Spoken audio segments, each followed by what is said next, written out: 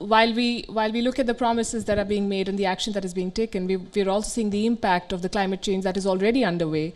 And the United Nations reports are not very encouraging, to say the least. Every time we see a new report, we see the window for action is shrinking. The Amazon rainforest fires made a lot of news, and there was a lot of debate on who could have been responsible. Would you agree that at some level, not being able to balance growth and environment was one of the reasons? And what are the lessons after this fire? Well, this is a very complex issue, but to try to mention that in an objective and short way, I would like to first say that these fires have been, as there is almost a consensus, a consequence of climate change. We've had that in Australia, we've had that in the US, we had that in Brazil. The great challenge there is that we have at the same time to worry about nature and about the consequences of some activities, of some economic activities or social activities, but we should not jump into conclusions. So in the case of the Amazon, I would like to remind first a question of scale. Inside Brazil, the preserved Amazon, only inside Brazil, the preserved Amazon, untouched Amazon, is larger than entire India. So, first we have to think of the scale. Second is that most of these fires are happening in what we call legal Amazon. Legal Amazon is not the Amazon biome, is larger than the Amazon biome, and some of these areas have already been used for agriculture for some time. But there is no doubt that there was an increase. There is no doubt that we have to do more, and there is no doubt that we need international cooperation to do that. But obviously, what you see is that a developing country or a developed country like US or Australia, these extreme events are catching everybody unprepared. There's no doubt about that. So we have definitely to work together to find a way of transforming this into a less of a spectacular and negative thing as we have seen this year happening in so many areas. Your country, Indonesia, Ambassador, is spending $33 billion, according to one estimate, to shift its capital from a sinking city. Would you agree that this money could have been better spent had growth and environment been balanced? On one side, the shifting of the capital is out of requirement. Simply, and by the way, this idea has been around since the 1950s, so it's not a new idea. But the current government, my president, is actually implementing this idea to move the capital from the western side of Indonesia to the center. Now, just for the benefit of your audience, let me just remind you that Indonesia, actually the spread of Indonesia is about, if you fly, it takes almost 6 hours from the eastern side to the western side. And the new capital is going to be a green capital. It's not going to take out of the environment. In fact, it will reduce the burden of Jakarta. So there are benefits in that. Now, it's going to be in Kalimantan. Now, I'm quite conscious that Kalimantan is also one area of the world's tropical forest. We are very conscious of that. There has been a lot of negativity about Kalimantan because Indonesia also suffered from forest fires.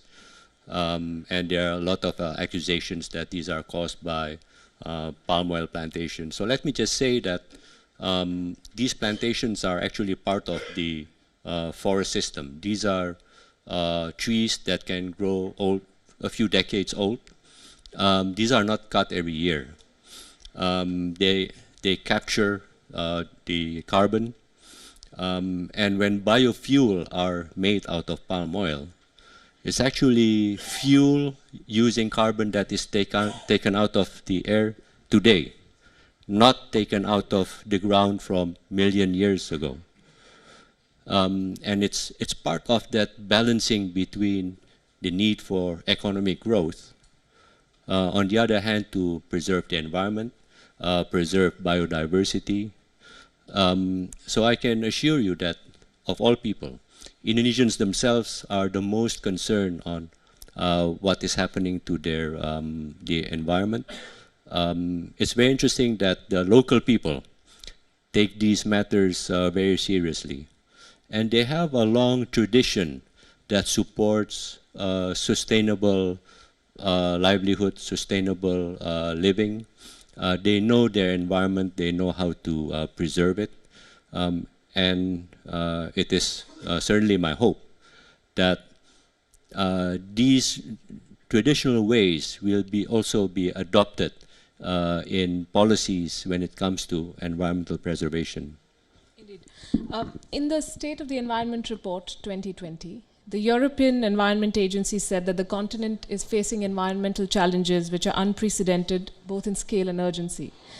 And the European Commission is expected to publish its much-awaited Green Deal next week.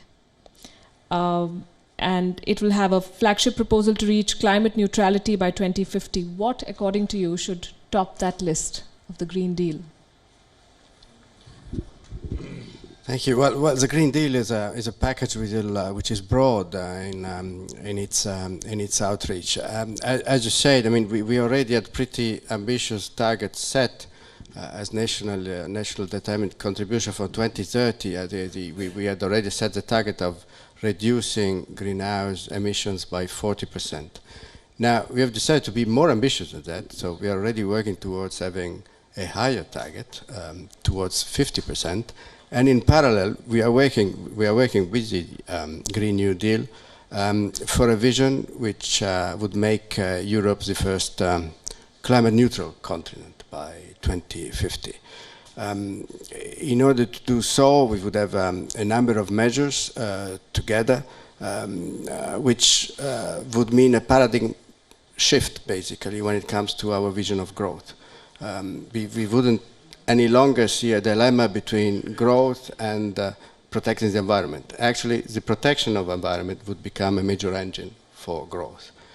We believe that this paradigm shift is necessary if you want to achieve the level of ambition which is required in order to face the challenges.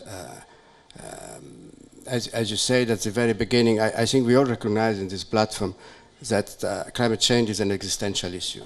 So what we need is a transformational change. What we have done so far is not sufficient. We have worked at the margin, let's say, of the problem. Now we need to go at the very core. And that's the philosophy underpinning the proposal set forth by the new Commission in Brussels. Your country is currently hosting the COP25 summit, and experts anticipate a 54% increase in food demand by 2050. How can the world meet this demand without damaging the environment? Well, I assume that most of you know that Spain is a major producer of vegetables and fruits. But what you may know is that most of those fruits and vegetables are produced in areas that are water stressed. Which means that, I mean, with technology being used smartly and widely, I mean, food production enough to meet the demand of a growing population is not an issue. I still remember when I was posted in Israel, I was confronted to the same evidence. You went to the driest part of the country and you saw huge production in quantity and quality of vegetables. And so, I mean, I don't think food will be an issue. The food will be an issue in the way that consumers will become aware of the impact that certain dietary habits have on nature. So, but it's not. It won't be an issue. The quantity of food that will meet sufficiently well the needs of mankind in the future.